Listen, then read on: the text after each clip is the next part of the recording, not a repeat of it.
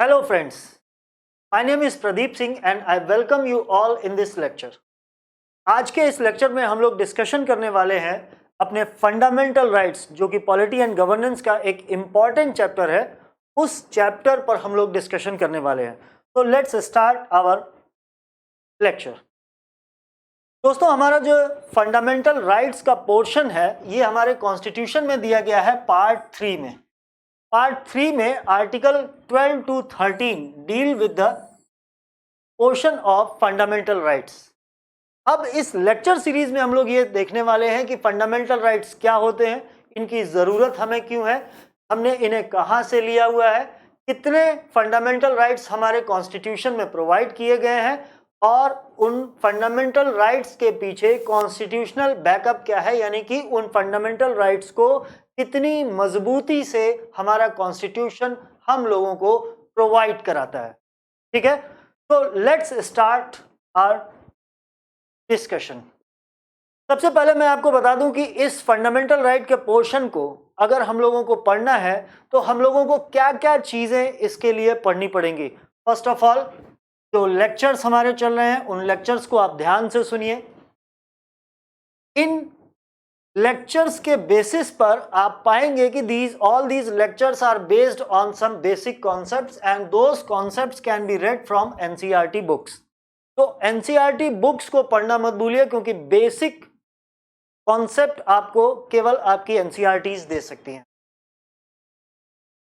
इन NCERTs के अलावा आप किसी भी एक स्टैंडर्ड बुक को ले लीजिए और उस बुक को, अपनी पूरे पॉलिटी के बारे में मैं बात कर रहा हूं, पूरी पॉलिटी को तैयार करने के लिए आपको किसी स्टैंडर्ड बुक को एक बार दो बार जरूर से पढ़ना होगा। Then only you will be able to relate it with the lectures which you are watching now. इन तीनों चीजों को करने के बाद अपने एग्जाम के लिए आपको, जिस भी एग्जाम में आप अपीयर हो रहे हैं, चाहे आप यूपीएससी के लिए प्रिपरेशन कर रहे हो या किसी स्टेट पीसीएस के लिए कर रहे हो, तो उसके लिए आपको ज़रूरी है कि जो कुछ भी आपने इन लेक्चर्स में पढ़ा है, जाना है, सीखा है, सुना है, देखा है, उन चीज़ों में आप कितने मजबूत हैं इसको जानने के लिए, उन कॉन्सेप्ट्स में आप कितने स्ट्रांग हैं इस बात को परखने के लिए आप ज़रूर से उस पर्टिकुलर एग्ज़ाम के लिए या उसके इक्वल जो भी एग्जाम है उन सब के प्रीवियस ईयर क्वेश्चंस में प्रैक्टिस। ठीक है, ये हुई रीडिंग रिसोर्सेज के बारे में बात। मैंने आपको ये 4 रिसोर्सेज बता दिए कि ये लेक्चर्स आप देख लीजिए, के बाद एनसीईआरटीज पढ़ लीजिए, स्टैंडर्ड बुक पढ़ लीजिए और प्रीवियस ईयर क्वेश्चंस को आप देख लीजिए। ठीक है, नेक्स्ट चीज आती है कि आखिर जब हम इतनी चीजों को पढ़ेंगे तो किस पर्सपेक्टिव के साथ पढ़ेंगे, क्या पढ़ना है, उसमें क्या information, what information is to be mugged up, what information has to be kept with you. तो यहाँ पर कुछ 5 बेसिक चीजें हैं, जैसे कि बेसिक कॉन्सेप्ट्स जो कि आपको आपके लेक्चर्स प्लस एनसीईआरटी से मिल जाएंगी।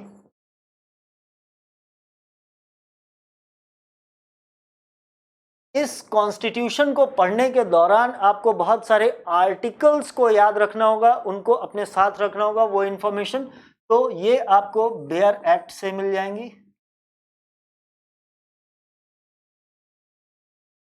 जब आप करंट की चीज़ों को पढ़ेंगे या उन बुक्स को पढ़ेंगे तो इसमें बीच बीच में बहुत बार आपको कुछ अमेंडमेंट्स पर फोकस करना होगा कि किस अमेंडमेंट के थ्रू क्या हुआ। ये बेसिकली जो मैं आपको बता रहा हूँ, इन सभी 5 चीज़ों के ऊपर क्वेश्चन आपके एग्जाम में बनते हैं और अक्सर आपसे पूछे जाते हैं। ठीक है, तो उन अमेंडमेंट्स को आप एक बार ज़रूर पढ़ लेंगे। बहुत सारे केसेस हैं जो कि सुप्रीम कोर्ट वर्डिक्ट देता है, अपना फैसला सुनाता है और उस वर्डिक्ट पे जो कुछ भी उसका इशंस है, जो इम्पोर्टेंस है, उस पर क्वेश्चन बनाए जाते हैं। तो उन केसेस को, कोर्ट की रूलिंग्स एंड करंट अफेयर्स, ये 5 चीज़ें हैं, पर्सपेक्टिव्स हैं, एस्पेक्ट्स हैं, जिनके साथ ही आप पॉलिटी के इस पूरे सेक्शन को तैयार कर सकते हैं। ठीक है, तो इसमें कोई लापरवाही नहीं करनी है। ये 5 एस्पेक्ट हैं जिन एस्पेक्ट्स के थ्रू आप पॉलिटी एंड गवर्नेंस को बहुत अच्छे से पढ़ सकते हैं। नेक्स्ट हम लोग बात करते हैं अपने फंडामेंटल राइट्स के ऊपर, और इन फंडामेंटल राइट्स में हम लोग देखते हैं ये 6 चीज़ें हम लोग आज इस लेक्चर में देखने वाले हैं कि फंडामेंटल राइट्स क्या हैं, कैसे ये फंडामेंटल राइट्स हमारे कॉन्स्टिट्यूशन में दिए गए दूसरे राइट्स, अदर कॉन्स्टिट्यूशनल राइट्स से डिफरेंट है, कितने टोटल फंडामेंटल राइट्स हमको प्रोवाइड किए गए हैं, और ये फंडामेंटल राइट्स क्या इंडिया ने खुद ही डेवलप किए या कहीं से हमने इनको कहीं से इंस्पिरेशन मिली जिनके बेसिस पर हमने इनको फॉर्म किया है, इनको बनाया है, जहाँ से हम लोगों ने इनको लिया है, जहाँ से हमारे ये कॉन्स्टिट्यूशनल राइट्स हमने इंस्पायर्ड होके बनाए हैं अपने कॉन्स्टिट्यूशन में, वहाँ पर फंडामेंटल राइट्स की पोजीशन क्या है, जैसे इंग्लैंड और यूएसए, और इन फंडामेंटल राइट्स के प्रोटेक्शन, कॉन्स्टिट्यूशनल बैकअप कितना है, यानी कि कितनी मजबूती के साथ ये फंडामेंटल राइट्स आपको प्रोवाइड किए गए। So these are the 6 things which we will be discussing in our lecture. So let's start the first question. Fundamental rights क्या है और इन्हें फंडामेंटल राइट्स कहा क्यों जाता है? Why these are called fundamental rights? इन्हें हम सिंपल राइट्स क्यों नहीं कह देते या ह्यूमन राइट्स क्यों नहीं कह देते? इन्हें हम फंडामेंटल राइट्स क्यों कहते हैं? ये दो चीजें आपके दिमाग में जरूर आनी चाहिए। तो सबसे पहले हम लोग बात करते हैं कि फंडामेंटल राइट्स क्या, पहला क्वेश्चन है, और मैं इसमें आपको कुछ चीजों को रिमाइंड कराना चाहता हूं। ऐसे समझना थोड़ा सा मुश्किल है। मैं अगर आपसे कहता हूं कि ये फंडामेंटल राइट्स वो बेसिक राइट्स हैं, वो बेसिक ब्लॉक्स हैं जो कि किसी इंडिविजुअल या किसी भी व्यक्ति के ओवरऑल डेवलपमेंट में मददगार होते हैं, या इनके बिना किसी भी इंसान का, किसी भी इंडिविजुअल का ओवरऑल डेवलपमेंट पॉसिबल नहीं है। तो ओवरऑल डेवलपमेंट का मतलब क्या है?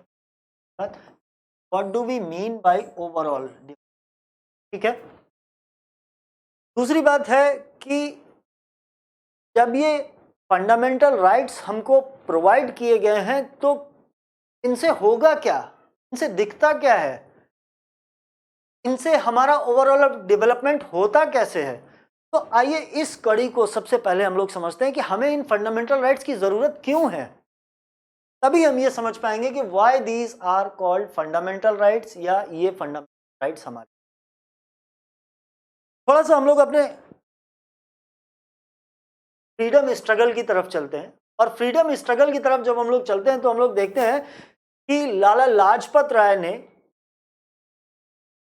जब अपना ब्रिटिश पॉलिसीज के अगेंस्ट, साइमन कमीशन के अगेंस्ट अपना विरोध किया, तो उनकी पिटाई की गई, और इतनी पिटाई की गई कि उस पिटाई की वजह से उनकी मौत हो गई। दूसरा, जलियांवाला बाग कांड आपको याद है। बहुत सारे लोग गैदर हुए थे लोहड़ी का पर्व मनाने के लिए, वो अपना लोहड़ी मना रहे थे, बैसाखी मना रहे थे, और उस फेस्टिवल को मनाने के दौरान जब लोगों की भीड़ वहां पर एकत्र हुई, वहां पर बहुत सारे लोग असेंबल हुए, तो जनरल डायर ने वहां पर गोलियां चलवा दी और बहुत सारे हजारों लोगों को अपनी जान देनी पड़ी। अब आप बताइए कि क्या इंडिपेंडेंट इंडिया में आप ऐसा कहीं सुनते हैं कि बहुत सारे लोग किसी फेस्टिवल को सेलिब्रेट करने के लिए इकट्ठे हुए हों? अभी रिसेंटली चल रहा है कुंभ मेला। क्या कुंभ मेले में सरकार अपना असिस्टेंस दे रही है मेले को ऑर्गेनाइज करने के लिए, उस फेस्टिवल को ऑर्गेनाइज करने के लिए, या वहां पर तोप लगा के लोगों को उड़ाने का काम कर? ये डिफरेंस कहां से आया? ये डिफरेंस क्यों आया, और इस डिफरेंस का हमारे ऊपर कोई इंपैक्ट है या नहीं है? आपको लगता है कि कुंभ मेला और माघ मेला जैसी चीजों में लोगों को गोलियों से उड़ा देते हैं, तोप से उड़ा देते हैं, कुछ ऐसा करते हैं? नहीं करते। क्यों? क्योंकि we are in independent India and we are living under the ambit of constitution. हम एक संविधान के अंतर्गत जीवन जी रहे हैं, और ये संविधान ही भारत में सर्वोपरि है। ये आप लोगों ने पिछली क्लासेस में देखा है कि संविधान ही भारत में सर्वोपरि है, और संविधान के से बाहर या इतर या उससे अलग होके हमारी गवर्नमेंट काम नहीं कर सकती, कोई अनकॉन्स्टिट्यूशनल काम नहीं कर सकती। अनकॉन्स्टिट्यूशनल कब होगा कोई काम? जबकि कॉन्स्टिट्यूशन कहता है कि आपको ये काम नहीं करना है, और फिर भी गवर्नमेंट वो काम करे, then that particular action of the government will be called unconstitutional. ठीक है ये बात? तो आप बताइए कि ये जो माघ मेला और कुंभ मेला आप इंजॉय कर रहे हैं,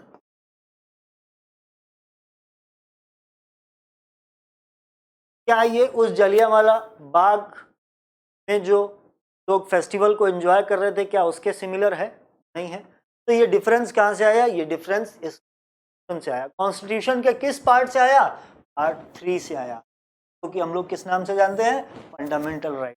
ये फंडामेंटल राइट ही है जिनकी वजह से आप कुंभ मेले में सुकून से, शांतिपूर्वक अपने रिलीजियस रिचुअल्स को परफॉर्म कर पा रहे हैं।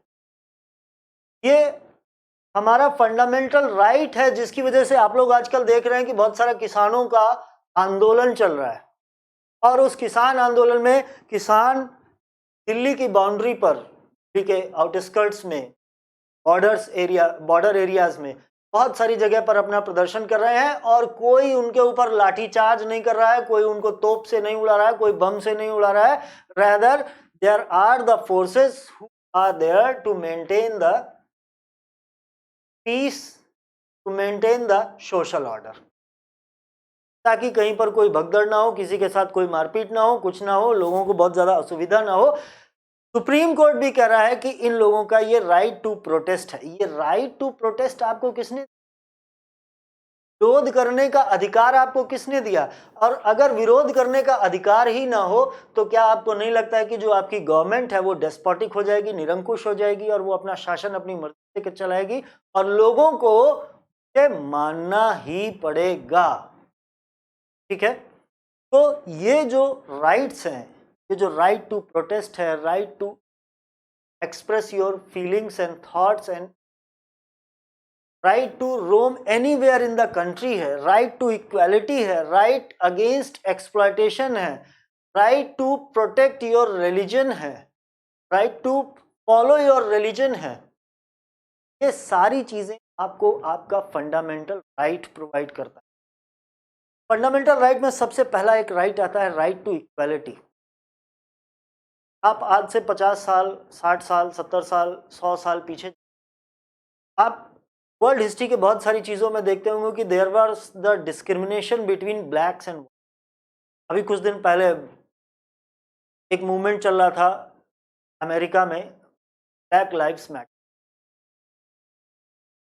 आपको लगता है कि क्या इंडिया में ऐसा कुछ है कि जो कलर डिस्क्रिमिनेशन, जो रेशियल डिस्क्रिमिनेशन करता हो, जो आपके प्लेस ऑफ बर्थ के बेसिस पर आपके साथ डिस्क्रिमिनेशन करता हो? नहीं, ऐसा कुछ भी नहीं है, और ऐसा कुछ भी एक इंडिपेंडेंट इंडिया में नहीं हो सकता, बिकॉज हम लोगों की इस आज़ादी की लड़ाई में, इस फ्रीडम स्ट्रगल में सारे लोगों ने बहुत अच्छे से पार्टिसिपेट किया था, लोगों ने अपने सुप्रीम सेक्रीफाइसेस दिए हैं। तो वी कैन नॉट से एनीबडी कि आपको हम इक्वालिटी का स्टेटस, अगर आपको इक्वालिटी का स्टेटस नहीं मिलता है तो ये डिस्क्रिमिनेशन है। इट मीन्स आपका फंडामेंटल राइट क्या हो रहा है? बेसिक चीज, ब्लॉक्स हैं, तो बेसिक ब्लॉक्स हैं जिनको कहते हैं कि फंडामेंटल राइट्स हैं।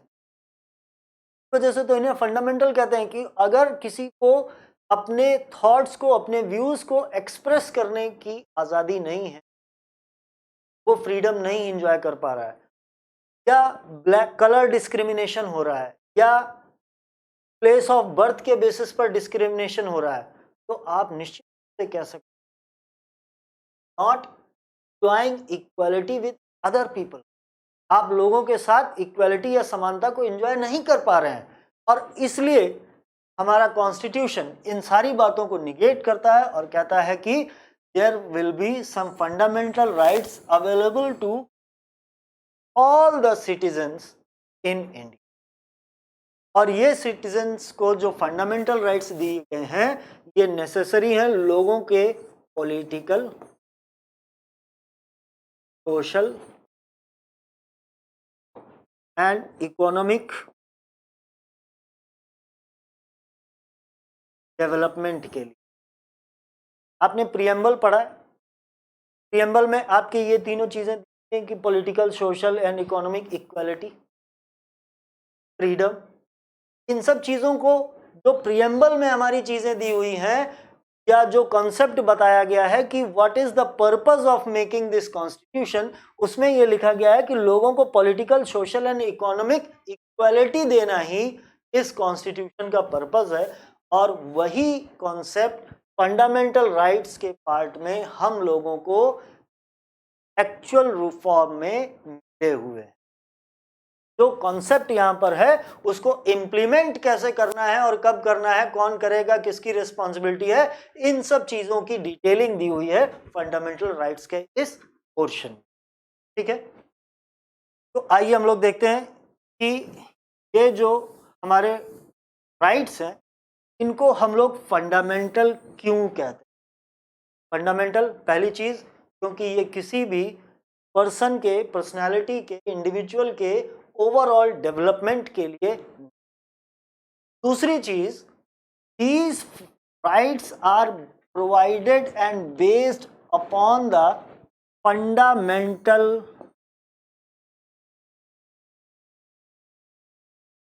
law of the land।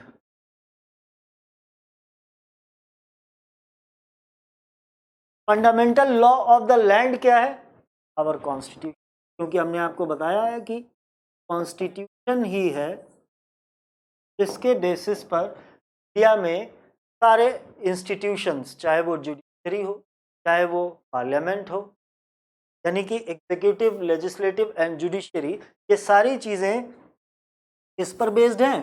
Constitution पर बेस्ड। और ये कॉन्स्टिट्यूशन इस लैंड का फंडामेंटल लॉ है जो कि हमको ये पोर्शन प्रोवाइड कराता है राइट का, इसलिए भी इन राइट्स को हम लोग फंडामेंट। ठीक है बात, आगे चलें। चलिए नेक्स्ट स्लाइड में हम लोग देखते हैं कि ये जो हमारे फंडामेंटल राइट्स हैं, ये हमारे फंडामेंटल राइट्स हमारे कॉन्स्टिट्यूशन के दूसरे राइट्स कैसे डिफर। ठीक है बात, आपको क्या लगता है कि हमारे कॉन्स्टिट्यूशन में केवल यही राइट्स हैं क्या? इसके अलावा और कोई राइट्स नहीं दिए गए हैं? केवल फंडामेंटल राइट्स ही हैं क्या? और कोई राइट हमारे कॉन्स्टिट्यूशन में दिया गया है? यस, हमारे कॉन्स्टिट्यूशन में इस फंडामेंटल राइट्स के पोर्शन के बाहर भी कुछ राइट्स हैं जो दिए गए हैं। जैसे एक है आर्टिकल 260, वो आर्टिकल 265 क्या कहता है कि no tax can be levied except by the authority of law, यानी कि बिना कानून बनाए आपके ऊपर कोई भी टैक्स लगाया नहीं जा सकता। टैक्स को हम लोग चेंज कर सकते हैं, बट उसके लिए भी हम लोगों को क्या चाहिए? पार्लियामेंट से लेजिस्लेटिव अप्रूवल चाहिए, वही ये काम कर सकते।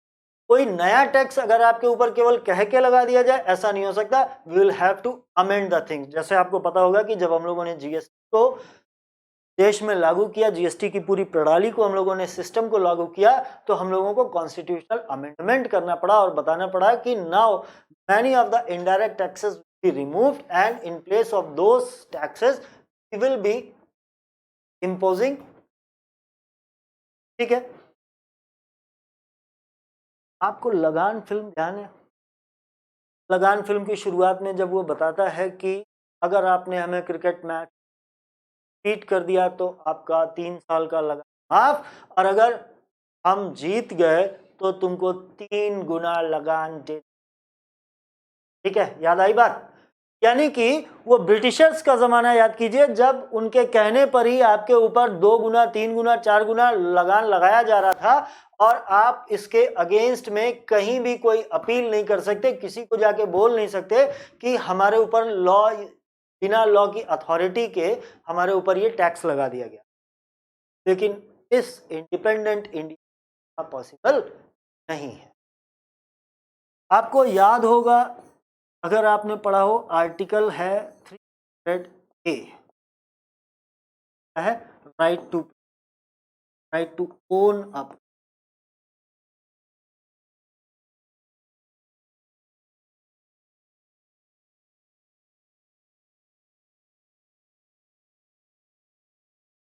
Right to own property. अगर आपके पास कोई प्रॉपर्टी है तो गवर्नमेंट उसको ऐसे ही नहीं छीन लेगी कि लाओ हमको दे दो, बस हो गया काम खत्म, जाओ निकलो। ऐसा कोई गुंडा राज यहाँ नहीं चल रहा है।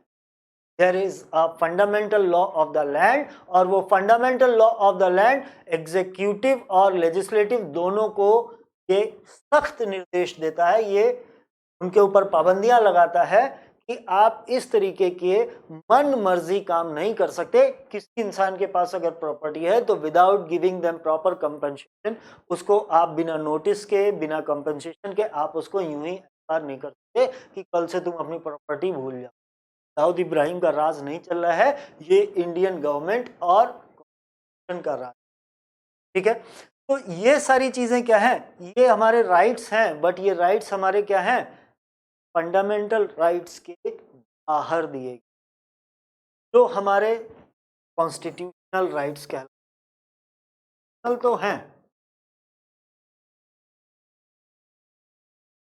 बट ये फंडामेंटल राइट्स में नहीं है, ठीक है। फंडामेंटल राइट्स यानी कि ऐसे राइट्स जिनको बहुत ज़्यादा सख्ती से लगाया गया है, और इनके इम्प्लीमेंटेशन और इनकी अवेलेबिलिटी के लिए आपके पास स्पेसिफिक रेमेडीज हैं कि अगर आपका फंडामेंटल राइट कहीं पर भी वायलेट होता है, कोई आपका फंडामेंटल राइट अगर स्टेट यानी कि नेशन की गवर्नमेंट, लेजिस्लेटिव, कोई गवर्नमेंट कंपनी, कोई गवर्नमेंट इंस्टीट्यूशन, खुद गवर्नमेंट एग्जीक्यूटिव, कोई भी अगर आपके किसी भी फंडामेंटल राइट का वायलेशन करती है तो you can directly approach to Supreme Court and,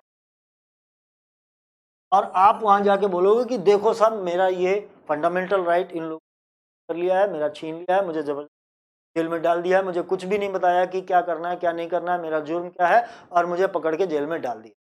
तो कोर्ट उनको डायरेक्ट करती है, वो आगे वाले चैप्टर्स में हम लोग देखेंगे कि डायरेक्ट करती है। कोर्ट उनको हैबियस कॉर्पस कहेगी या कुछ भी कहेगी, जो भी डायरेक्शंस देना होगा देगी, और कहेगी या तो तुरंत आप रिलीज करो या तो ग्राउंड्स बताओ कि आपने इनको क्यों पकड़ रखा, वो उन्होंने क्या, इनका ऑफेंस क्या है, ठीक है। तो कोई भी जबरदस्ती, कोई रॉलेट एक्ट जैसी चीज नहीं चल रही। रॉलेट एक्ट ध्यान है ना अपील, ना वकील, ना दलील, ऐसा कुछ भी नहीं है, क्योंकि now we have fundamental rights, ठीक है। तो ये जो फंडामेंटल राइट्स हैं, इनके पीछे कॉन्स्टिट्यूशनल बैकिंग है, और वो बैकिंग आर्टिकल, और ये आर्टिकल 32 क्या कहता है कि you can approach under article 32, you can approach to Supreme Court, and under article 226 you can approach high court in case of violation of your fundamental right। अगर आपका फंडामेंटल राइट कहीं से भी, कोई भी गवर्नमेंट एजेंसी आपका छीन रही है, बाधित कर रही है, आपको वंचित कर रही है, तो यू कैन इधर अप्रोच सुप्रीम कोर्ट, और ठीक है। तो ये इनकी बैकिंग है। लेकिन in case of these constitutional rights, ये जो कॉन्स्टिट्यूशनल राइट्स हैं, फंडामेंटल राइट्स के अलावा जो राइट्स आपको कॉन्स्टिट्यूशन देता है, उनके वायलेशन के केस में आप सुप्रीम कोर्ट या हाई कोर्ट डायरेक्ट हैं। इनके केस में क्या करना होगा, आपको पुलिस के साथ कंप्लेन दर्ज करानी होगी, या कोर्ट जाके एक सिविल सूट फाइल करना होगा, और वहां जाके आपको बताना पड़ेगा कि इन्होंने मुझे कुछ बताया, कॉम्पनसेशन किया, या जो कॉम्पनसेशन नॉर्म्स हैं उसके अकॉर्डिंग मुझे कम, तो मेरा ये राइट वायलेट हो रहा है। उस केस में कई सारी हियरिंग्स के बाद कोर्ट ये डिसाइड करेगी कि या तो आप बोल रहे हैं या फिर गवर्नमेंट गलत कर रही है, तो गवर्नमेंट को वो डायरेक्शन। तो सिविल प्रोसीडिंग हो सकती है in case of violation of rights other than the fundamental. लेकिन फंडामेंटल राइट के केस में सीधे हॉटलाइन लगी हुई है, आपने वहां शिकायत दर्ज की नहीं कि सुबह ही जज तड़ाक से उसको बोलेंगे, आ जाओ बेटा, कौन कौन है, किसने वॉलेट किया है, क्या, क्यों, किस लिए, तो ये सारी चीजें हो जाएंगी, ठीक है। आइए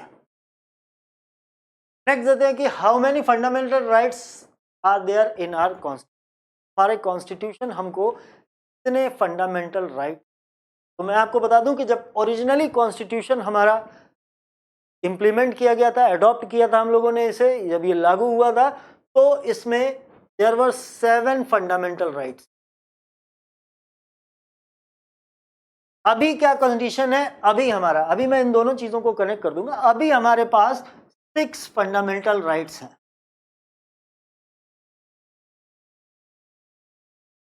ये 6 फंडामेंटल राइट्स, पहला राइट है right to equality. Right to equality क्या कहता है कि सारे लोग एक जैसे हैं। इसके लिए इसने कुछ बेसिस बताए हुए हैं। उसने कहा कि लोगों को sex, race, religion, caste, creed और प्लेस ऑफ बर्थ के बेसिस पर आप कभी भी इनके साथ डिस्क्रिमिनेशन नहीं करेंगे और हर इंसान को दूसरे इंसान के बराबर ही अधिकार होंगे, दूसरे इंसान के बराबर ही इक्वल अपॉर्चुनिटीज अवेलेबल होंगी। Opportunities for what? Opportunities for employment, यानी किसी के साथ काम काज देने में, एम्प्लॉयमेंट देने में किसी के साथ इन बेसिस पर कोई भी डिस्क्रिमिनेशन नहीं किया जाएगा। और ये जो हमारा राइट टू इक्वलिटी है ये अवेलेबल है फ्रॉम आर्टिकल 14 टू, इसके बारे में हम लोग अलग से चर्चा करेंगे कि इन 5 बेसिस के बावजूद भी कुछ जगहों पर जो रिजर्वेशन है या जो प्रोटेक्शन है वो किस लिए दिया जाता है, किस बेसिस पर दिया जाता है, इनसे। सेकेंड हमारा राइट है राइट टू फ्रीडम। अगर राइट टू फ्रीडम ना हो तो क्या आप अपनी बातों को कभी एक्सप्रेस कर पाएंगे? क्या ये किसान कभी आंदोलन कर पाएंगे? क्या ये कुंभ मेले के लोग अपने रिचुअल्स को परफॉर्म कर पाएंगे? क्या बहुत सारे लोग जो रिलीजियस जर्नी पर जाते हैं, बहुत सारे लोग अलग अलग श्राइन्स में जा रहे हैं, क्या ये कभी पॉसिबल हो पाएगा? दूसरी चीज, राइट टू फ्रीडम अगर नहीं होगा तो can you move from place 1 place 2 with in the country? Government कह देगी कि नहीं नहीं, एमपी का आदमी यूपी जा सकता है, यूपी का आदमी महाराष्ट्र नहीं जा सकता, महाराष्ट्र का आदमी दिल्ली, दिल्ली का नहीं जा सकता, तमिलनाडु का आदमी जम्मू कश्मीर नहीं जा सकता। तो इस तरीके के बहुत सारे रिस्ट्रिक्शंस आपके ऊपर लगाए जा सकते हैं। क्या गवर्नमेंट आके हमसे ये कह सकती है कि यू कैन नॉट टीच, आप ये प्रोफेशन अपना ही नहीं सकते बिकॉज आपकी शक्ल थोड़ी ठीक नहीं, तो यू कैन नॉट टीच। तो इस तरीके के बहुत सारी चीजें हैं जो कि रिस्ट्रिक्शंस हमारे ऊपर लगा सकते हैं। एंड अगर वो रिस्ट्रिक्शंस हमारे ऊपर इम्पोज कर दिया जाए तो क्या हम लोग अपने प्रोफेशन, अपनी आजीविका, अपनी लाइवलीहुड को चलाने के लिए हम लोगों को मौके मिलेंगे? And that is why there are several kind of freedoms. उसमें इकोनॉमिक फ्रीडम भी है, आने जाने की फ्रीडम भी है, उसमें राइट टू चूज प्रोफेशन है, क्योंकि ऑब्वियसली ऐसे ही प्रोफेशन आप चूज कर सकते हैं जो कि परमिसिबल हैं, क्योंकि सोसाइटी के क्रिएशन में, सोसाइटी की क्रिएटिविटी में भाग लेते हैं। आप उनको कल से कहिए कि जी मैं चाहता हूं कि मैं बम बनाऊं, क्या बम बना सकते हैं? तो जो चीजें सोसाइटी के लिए बेनिफिशियल हैं, जो चीजें परमिसिबल हैं by the government of India, उनमें से कोई भी प्रोफेशन आप कभी भी अपना सकते हैं। और जिन चीजों पे गवर्नमेंट को लगता है कि इनको पब्लिक के लिए खोलने पर कुछ खतरा हो सकता है, कुछ चीजें हो सकती है, तो उनको पर restrict. That is why all our fundamental rights are available to us with the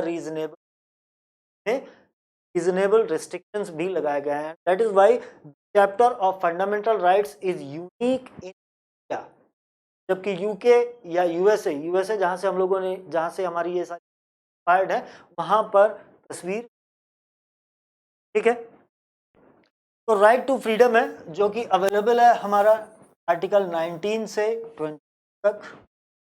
right against exploitation, जैसे कि bonded labour, forced labour, human trafficking, इन सब चीज़ों के अगेंस्ट हमको कुछ राइट्स मिले हुए हैं जो कि आर्टिकल 20 एंड 20 में अवेलेबल है। Right to freedom of religion, मैंने माघ मेला, कुंभ मेला, श्राइन और बहुत सारी रिलीजियस जर्नीज के बारे में बात की।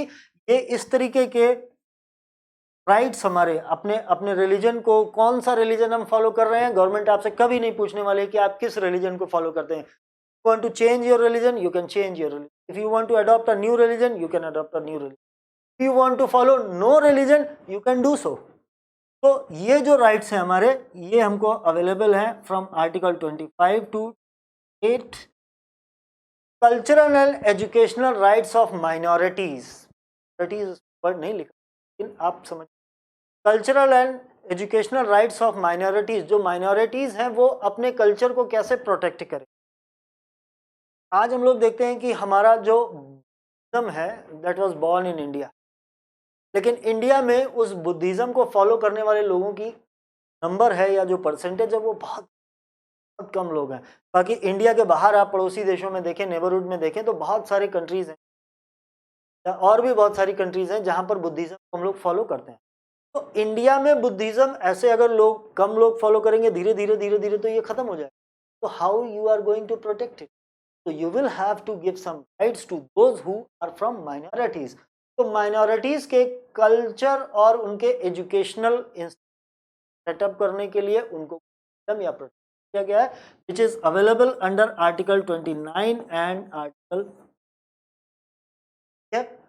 और इन सारे फंडामेंटल राइट्स को प्रोवाइड करने के पीछे जो कॉन्स्टिट्यूशनल बैकअप है, भाई कोई कॉन्स्टिट्यूशनल बैकअप नहीं होगा, कोई ऐसा प्रोविजन नहीं होगा कि आपको ये अधिकार मिलेगा ही मिलेगा, तो फिर तो कोई भी इसको वायलेट कर देगा। और इसीलिए हम लोगों ने ये 6th राइट जो हमारा है वो हम लोगों को मिला हुआ है, right to constitution is under article 30।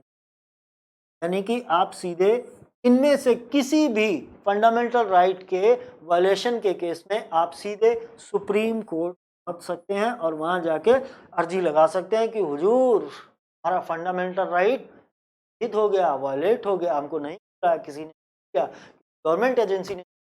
Most of these fundamental rights are available to us against the state. कुछ फंडामेंटल राइट्स हैं जो कि इंडिविजुअल के अगेंस्ट, लेकिन most of are fundamental rights are available us against the state. क्यों state के against? क्यों? क्योंकि स्टेट ही पावर है। पावर किसके हाथ में है? गवर्नमेंट के हाथ में है। गवर्नमेंट आपको इधर से नहीं तो इधर से पकड़ के आपको कहीं ना कहीं तो फंसा ही देगी। तो अगर स्टेट इतना पावरफुल है, गवर्नमेंट इतनी पावरफुल है, लेजिस्लेटिव एंड एग्जीक्यूटिव इतनी पावरफुल है कि वो आपके फंडामेंटल राइट्स को बाधित कर सकती है, तो रूप से हम लोगों को डेफिनेटली हम लोगों को जो रिस्ट्रिक्शंस लगाने होंगे वो उस गवर्नमेंट या उस अथॉरिटी पर ही लगाने होंगे। अथॉरिटी के पास पावर है, उसके पास पावर होता है, वो आपको कभी भी क्रश कर सकता है, वो आपको कभी भी दबा सकता है। इसीलिए हमारे fundamental rights, sometimes it is said that our fundamental rights are negative in nature. Why negative in nature? Because they put some restrictions on the authority of state. वो स्टेट को मना करते हैं, स्टेट को बोलते हैं कि तुम किसी के साथ भेदभाव नहीं करोगे, तुम सबको फ्रीडम अवेलेबल कराओगे, तुम किसी का एक्सप्लॉयटेशन नहीं करोगे, तुम सबको लोग अगर अपने फ्री रिलीजन को फ्रीली फॉलो करना चाहते हैं या कोई नया रिलीजन सेटअप करना चाहते हैं तो आप उन्हें नहीं कर सकते, या फिर जो माइनॉरिटीज़ हैं उन लोगों के कल्चरल और एजुकेशनल इंस्टीट्यूशंस को सेटअप करने के लिए आप उनकी मदद करेंगे, ना कि आप उनका एक्सप्लॉयटेशन करेंगे या उनको रोकेंगे। ठीक है, तो हमारे जो फंडामेंटल राइट्स हैं these are available against the state and hence they are called, sometimes they are called negative इन।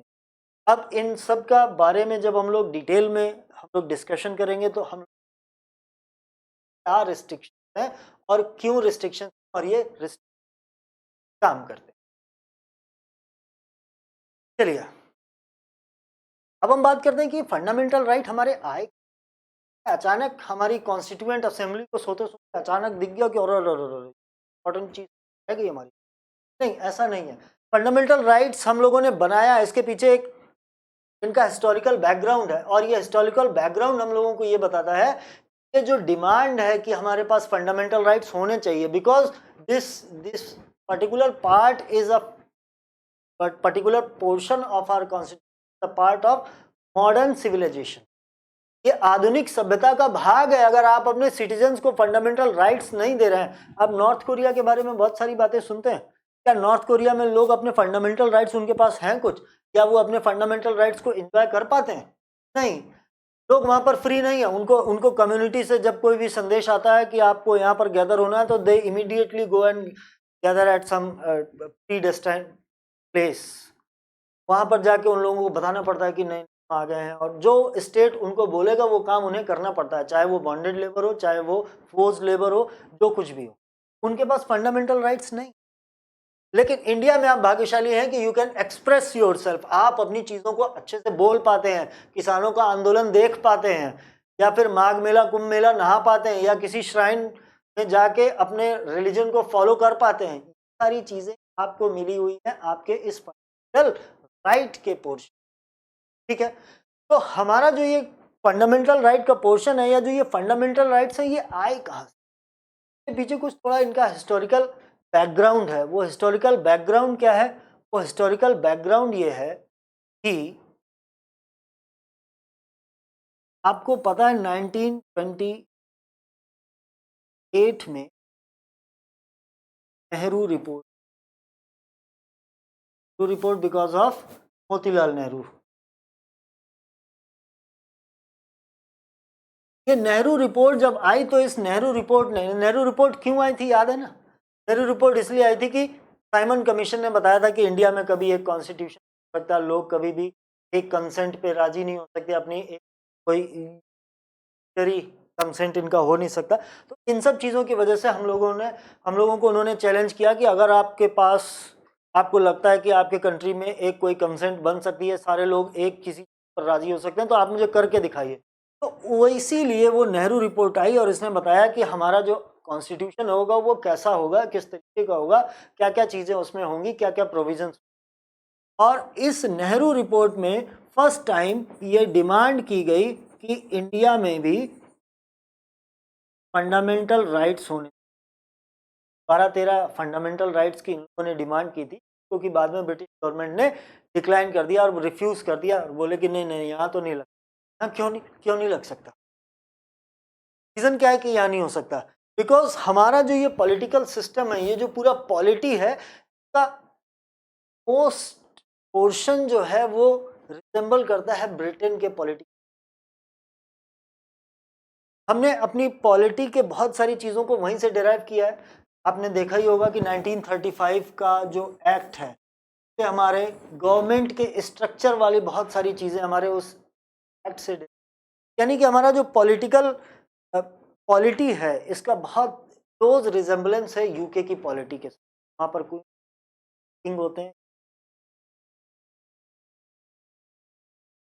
और आपको पता है कि जो ब्रिटेन का कॉन्स्टिट्यूशन है दैट इज अनरिटन, वो रिटन नहीं है। रिटन नहीं है इसका मतलब क्या हुआ? कहीं कुछ है ही नहीं, बस सबको जबानी याद है। आपको ऐसा लगता है? नहीं। What is the difference between a written constitution and unwritten?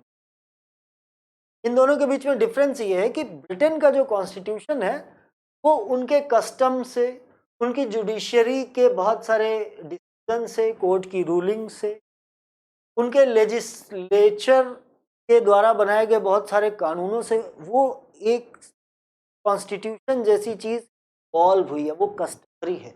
वो बहुत लंबे टाइम पीरियड में वो धीरे धीरे करके इवॉल्व हुआ है, और वो सिस्टम है। तो there is no official book in the Britain which can be called constitution. जैसे इंडिया में आप कहते हैं कि भाई एक कॉन्स्टिट्यूशन का बेयर एक्ट, तो वो आपको एक बेयर एक्ट मिल गया, आपको एक बुक मिल गई, उसमें सारा कॉन्स्टिट्यूशन A to Z, उसमें आर्टिकल्स उसमें। लेकिन ब्रिटेन में ऐसा नहीं है कि there is no book can be called a constitution, जबकि एक रिटन कॉन्स्टिट्यूशन का एग्जाम्पल हमारे पास यूएसए का, हमारा खुद का इंडिया का कॉन्स्टिट्यूशन बनने से पहले यूएसए का कॉन्स्टिट्यूशन था, जो कि रिटन कॉन्स्टिट्यूशन है। और ये क्यों बना? क्योंकि इंडिया में जो पार्लियामेंट्री सिस्टम है या जो पॉलिटिकल सिस्टम है, ये डेराइव नहीं, इसको हम लोगों ने कहीं से देख अपने लिए, अपने इंडिया के एलिमेंट्स उसमें जोड़ के इसको तैयार किया, और तब हमने एक आज़ादी मिलने के बाद हम लोगों ने अगले 2 साल में ये एक कॉन्स्टिट्यूशन बनाया और उसको या अडॉप्ट किया। तो 1928 में जो नेहरू रिपोर्ट आई, उसने सबसे पहले ये डिमांड की कि हमारे पास फंडामेंटल राइट्स होने चाहिए, लेकिन इस बात को ब्रिटिश मना क्यों किया, हम लोग आगे देखें। उसके बाद फिर universal declaration of human rights हुआ, हमारी आज़ादी से पहले यूनिवर्सल राइट्स हुआ। उसमें ह्यूमन राइट्स के बारे में चर्चा की गई और बताया गया कि एक ह्यूमन के क्या क्या राइट्स। आज भी आप देखते हैं कि ह्यूमन राइट्स का हर पुलिस थाने में अगर आप जाएं तो वहाँ पर लोगों के ह्यूमन राइट्स लिखे, क्या क्या राइट्स एज अ ह्यूमन आपको अवेलेबल है, क्योंकि कोई वायलेट। इन सब चीज़ों के बीच में क्या हुआ कि इंडिया को फ्रीडम मिली, इंडिया इंडिपेंडेंट हुआ, आज़ाद हुआ। और तब जब हम लोगों ने कॉन्स्टिट्यूशन बनाया तो हमने कहा कि अगर हम लोग इसमें अपने सिटीजन्स के लिए, इंडिविजुअल्स के लिए राइट्स की चर्चा ना करें या उनका प्रोविज़न ना करें तो ये कॉन्स्टिट्यूशन बनाए ही क्यों? ज़रूरत क्या है? अगर हम अपने सिटीजन्स को अपनी ही गवर्नमेंट से प्रोटेक्ट नहीं कर पा रहे हैं तो फिर इस कॉन्स्टिट्यूशन का कोई मतलब ही नहीं है। And that is why read so many constitutions of the world, और यूएसए के कॉन्स्टिट्यूशन जो बिल ऑफ राइट्स है, बिल ऑफ राइट्स मतलब कोई एक चैप्टर नहीं है, ये 10 जो अर्ली 10 अमेंडमेंट्स हुए उसके उन कॉन्स्टिट्यूशंस में ये अलग अलग जगह है। और वहीं से इंस्पायर्ड होकर हम लोगों ने अपने कॉन्स्टिट्यूशन, अपने इस इंडियन कॉन्स्टिट्यूशन में लोगों ने फंडामेंटल राइट्स को कॉपी नहीं किया। आप कभी ऐसा, कभी कभी हम लोगों को कहा जाता है कि इंडियन कॉन्स्टिट्यूशन का बोरोड बैग, आप इससे कभी सहमत? क्योंकि ऐसा नहीं है कि हम लोगों ने बस वहां से कॉपी पेस्ट किया और इधर कंट्रोल किया और उधर कंट्रोल भी, ऐसा कहीं। हम लोगों ने उन चीज़ों को स्टडी किया, उन चीज़ों को एनालाइज किया और इंडिया के लिए क्या फिट है उसके अकॉर्डिंग उसमें चेंज किया। और चेंज करने के बाद हम लोगों ने उसको अपने अपनी परिस्थितियों के अनुसार, अपने कैरेक्टरिस्टिक्स के अनुसार हम लोगों ने यहाँ की चीज़ों में उसके बाद उसको यहाँ पर लागू किया और अपने कौन, ठीक है। तो it is not a borrowed bag, तो we have taken inspiration from many of, तो हमने जहाँ से जो चीज़ें तो हम लोगों ने लिया और यहाँ पर हम लोग को अपनी परिस्थितियों में रख के देखा और उसके बाद तो ठीक है। तो ये बात आपको पता चल गई कि हम लोगों ने ये कॉन्स्टिट्यूशन का फंडामेंटल राइट्स वाला पोर्शन कहाँ से लिया, कॉन्स्टिट्यूशन ऑफ यूएसए में से बिल ऑफ राइट्स। चलिए आप बिल ऑफ राइट्स ही लिखेंगे, लेकिन अगर अंदर कभी आपसे क्वेश्चन पूछा जाए, जैसा कि वो पूछा जाता है कि कहाँ पर है, तो आप बता दीजिएगा contain in the first 10 amendment of the constitution.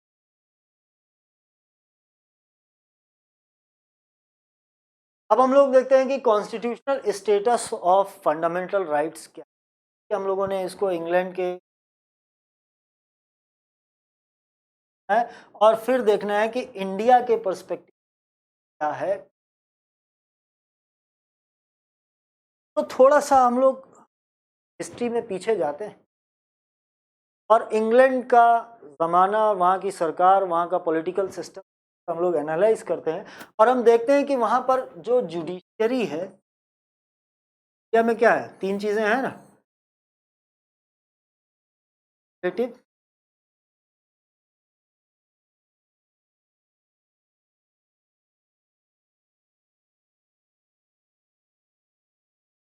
And judiciary.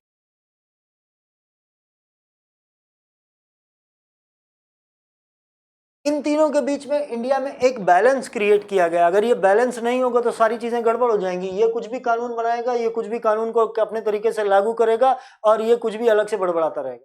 तो क्या इससे हम लोग एक हार्मोनियस स्टेट बना सकते हैं, हार्मनी क्रिएट कर सकते हैं? No, we can not do that, because ये अपनी अलग पावर लेकर अपनी अलग अकड़ में बैठते हैं और पार्लियामेंट का अलग ही टशन है। ये एग्जीक्यूटिव है, ये आईएएस अधिकारी है, कैबिनेट सेक्रेटरी है, इनका भी कोई काम नहीं है, तो ये एंड देन द जुडिशरी जजेस, those who are having some privileges also, तो ये अपनी अलग चीज़ों में चलते रहेंगे। तो इन तीनों के बीच में जो क्लैश होगा, क्या उस क्लैश से हम कोई क्रिएटिव चीज़ हासिल कर सकते हैं? Can not. और इसीलिए इंडिया में जब कॉन्स्टिट्यूशन बनाया गया तो इस बात को बड़े ध्यान से, इस बात को बड़े ख्याल से बनाया गया कि इन तीनों के बीच में क्लैशेस को कम किया जाए और हार्मनी को बढ़ाया जाए। जबकि इंग्लैंड में अगर आप देखेंगे तो वहां पर जुडिशरी के पास कम पावर है in comparison to parliament.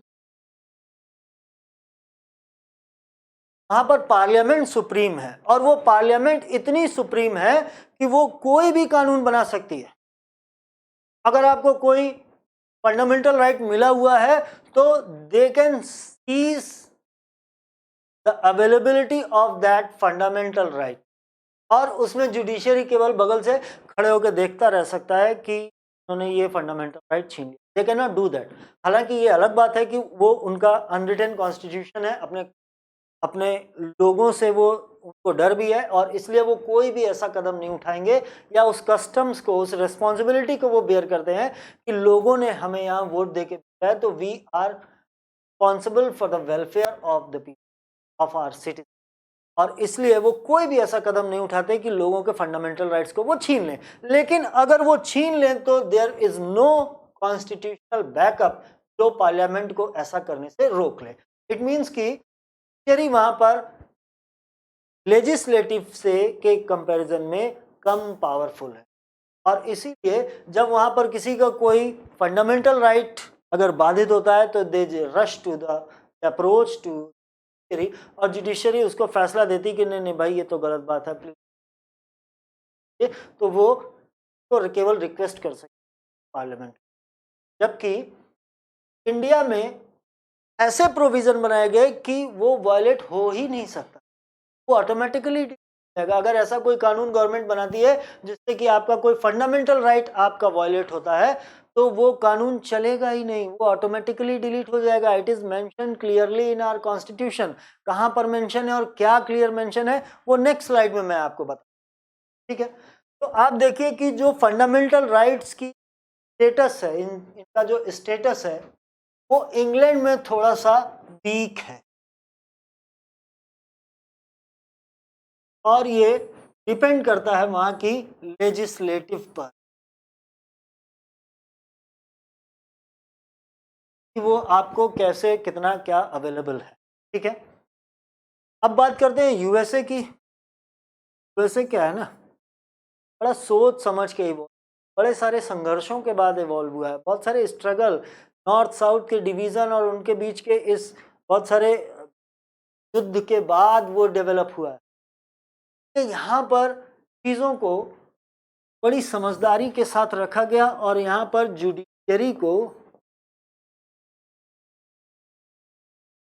Supreme condition प्राप्त। सुप्रीम स्टेटस किसका है? जुडिशरी का है। कुछ भी आप कांग्रेस आपकी वहां पर कुछ भी कर रही है, वहां की पार्लियामेंट जिसको कि हम कांग्रेस कहते हैं, वो पार्लियामेंट अगर कुछ भी चीजों को पारित करती है, कुछ भी चीजों को पास करती है, कोई कानून बनाती है, तो judiciary will always be there to check whether it is violating the constitution और not, and that is why eventually वहां पर रिव्यू जैसा एक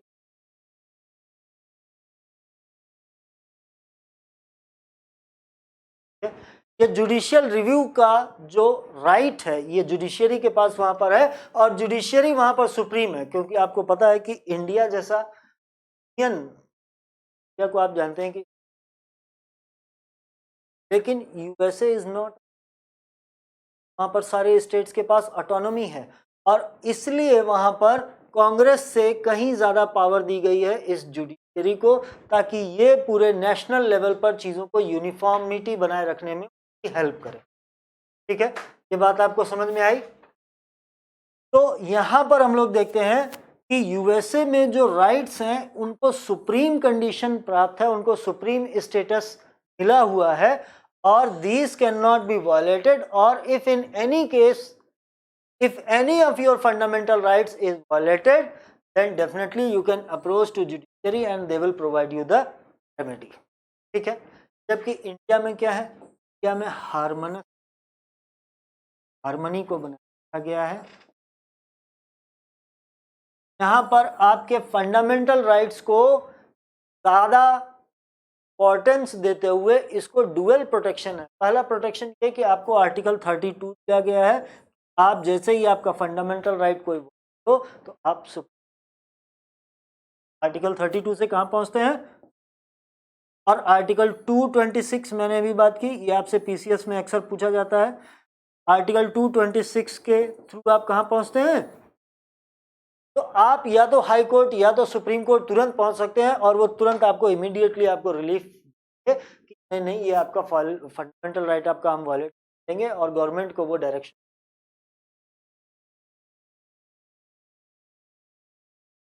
दूसरी चीज क्या है, the duty of making these fundamental rights available is lying with the, supreme court की जिम्मेदारी है, जुडिशरी की जिम्मेदारी है कि वो ये चेक करे कि सब लोगों को उनके फंडामेंटल राइट्स कंटिन्यूअसली बिना किसी रुकावट के मिल रहे हैं या नहीं मिल रहे हैं।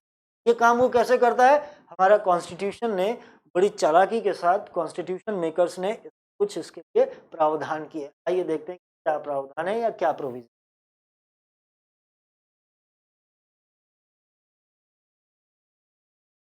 और वो प्रावधान क्या है, वो प्रोविजंस क्या है। सबसे पहला प्रावधान है हमारा आर्टिकल 13। इसमें क्या लिखा हुआ है, इसमें लिखा हुआ है कि फंडामेंटल राइट्स के इस पोर्शन को ऑर्डिनरीली अमेंड नहीं किया जा सकता। पहली बात यानी कि पार्लियामेंट की पावर को कुछ टफ बना दिया, पार्लियामेंट की पावर को, इसको अमेंड करने की पावर को कुछ टफ बना दिया।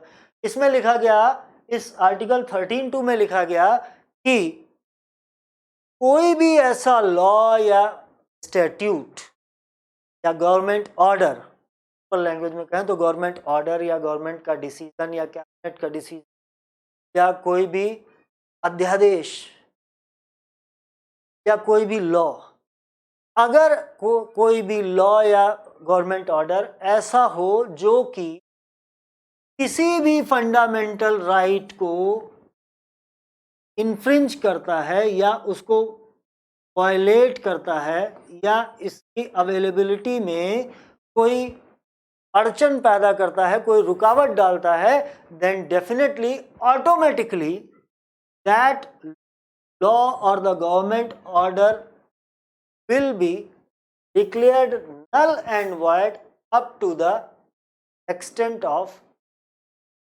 यानी कि कोई लॉ हमने बनाया। अब मैं आपको इसको रिलेट करके बताता हूं। आप लोगों ने शायद बहुत बार सुना होगा आईटी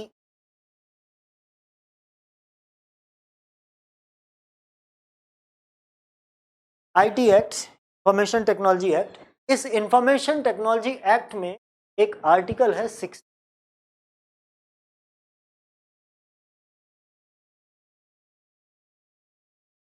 अब रहा नहीं, इसीलिए ये इंपॉर्टेंट।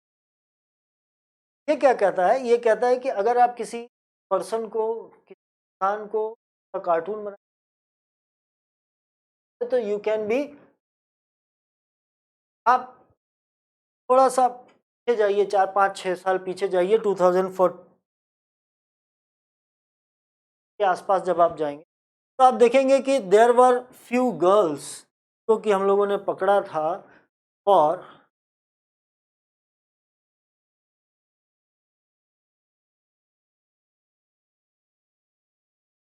इन 3 गर्ल्स थी, a group of girls, there were 3 girls who were actually mocking the death of Balasaheb Thackeray.